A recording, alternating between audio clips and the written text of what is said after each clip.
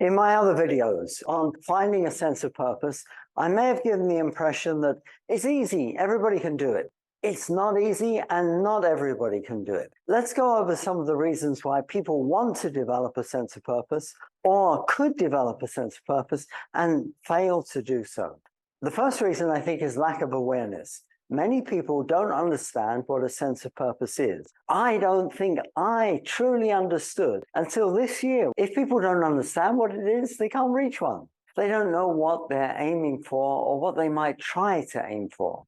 Please watch my first video in this series if you're not sure what a sense of purpose is, but watch it after this one.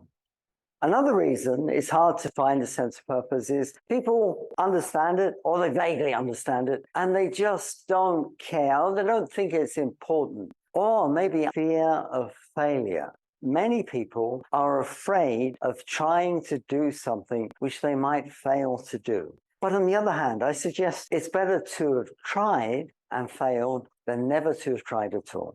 One of the reasons for being afraid of failure is setting unreasonable expectations. There's this book that I recommend, Toxic Goals. I've talked about it before in another video. It says that if you set your goals too high, really outside of what your immediate capacity is, you will fail and you will get discouraged. The art of making progress is to incrementally increase the difficulty of your goals, keeping within what is possible for you to do while still being challenged. Very rich people with abundant opportunities can lack motivation. They have blind spots. They don't really see the importance of sense of purpose. They have everything they need, but they don't recognize they don't have the thing that they need most, a sense of direction in life.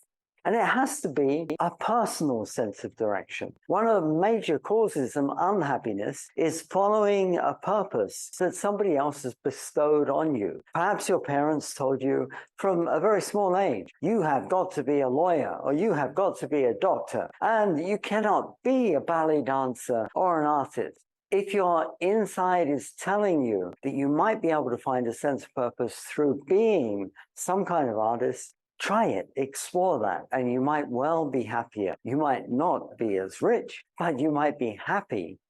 Some people, as I've already said in another video, linked below, just don't have the resources. They don't have the essential pillars, I call them, to find a sense of purpose. Their mental or physical health is not good. They don't have a community of friends. They don't have love. No one is supporting them in what they do. Maybe some people don't even have a home. They haven't found the right tribe, any allies, people who are aligned with their goals, maybe to share resources with.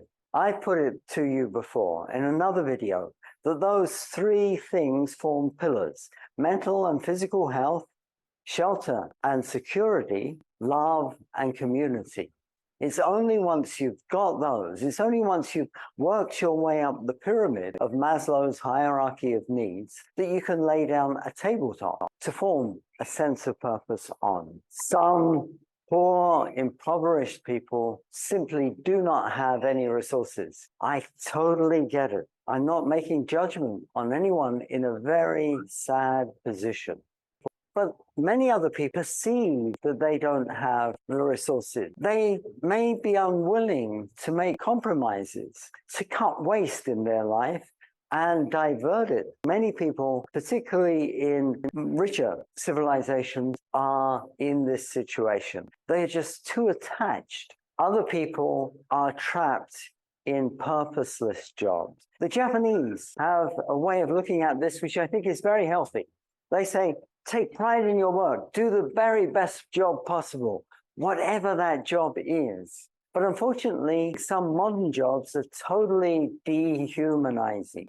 Let me take an example. Let me say someone is working in a factory doing quality control. Their job is very mundane, working for a big organization who doesn't care anything about who they are. They just want that job done for X dollars an hour. Doing a really good job or a mediocre job won't make any difference. Having an opinion on how it's done won't make any difference to the company. You can't change anything. If you're trapped in that position, there's only two options. Use your free time to develop a sense of purpose or change jobs. Try to get something that's more aligned with where you're going. Other people are in a situation that's undesirable because maybe they're unemployed or they're older, retired, can't think of any skills that they have. Everybody has a story to tell. Everybody can do something. It's just a question of unburying that. The one thing that unemployed people and retirees have in common is time. But actually, the one thing these two groups have in common is a complete loss of sense of purpose. This is dangerous. Here, the benefits of finding a sense of purpose can be most, but it's one of the most difficult to maneuver around.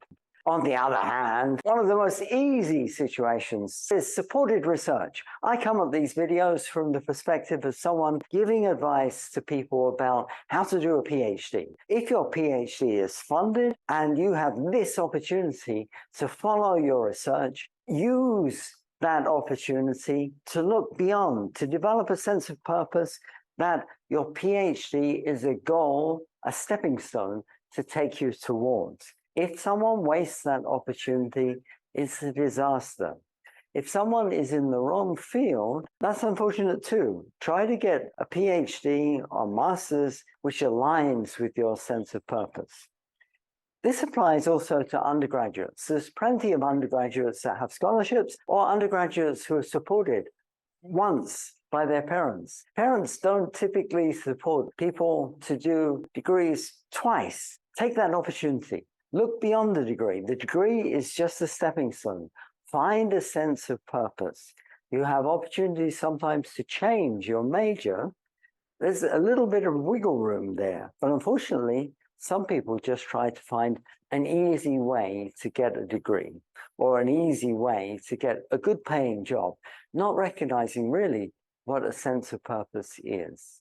I'm totally in awe of people who get a sense of purpose from a really difficult situation. In my life, I've been incredibly lucky. I've had opportunities that not many people have to develop my sense of purpose. And I really am not trying to sound patronizing when I tell people, develop yours. For some people, I think it's impossible. Their life is just too hard. For others, there is the opportunity, but it's really difficult to get away from these mental barriers. And for some people, they just lack the knowledge to understand what a sense of purpose can do for them. That is particularly unfortunate. I can think of supported education, undergraduate and research degrees, as being wonderful opportunities to develop a sense of purpose. I'm sure there are other ways. How is your experience? Did you do something else that supported you to develop, to gain a skill that then you could take on and use for a real credible sense of purpose? Please put it in the comments below. I'd love to learn from you. Two-way exchange. Thank you very much for listening. If you participate like that, thank you so much. If you like me and subscribe, wonderful. Thank you. I appreciate it. Bye-bye.